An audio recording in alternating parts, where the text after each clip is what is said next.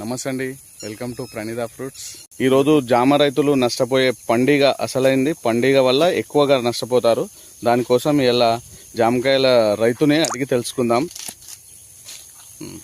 ఈ జామకాయ దాంట్లో ఏమవుతుందంటే పండుగ వల్ల మనము రైతులు నష్టపోతున్నాము.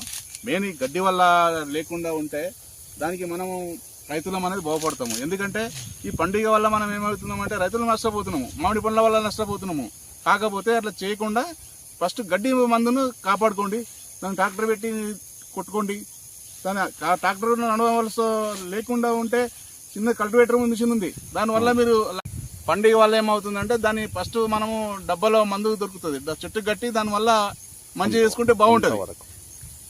దాన్ని ఎప్పుడైనా పండుగను కాపాడుకునే రైతులము మనం దాన్ని ముందు చేసుకోవాలి.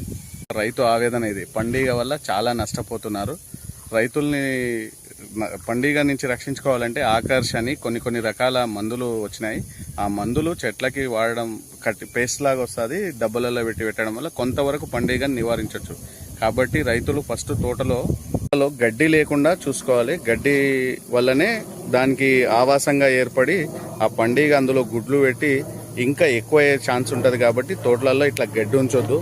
ఈ రైతు కొంచెం టైం లేకనో ఎట్లనో గడ్డి ఇట్లా ఈ తీరు పెంచి ఇట్లా కష్టమైంది. ఓకే అండి, థ్యాంక్ యూ.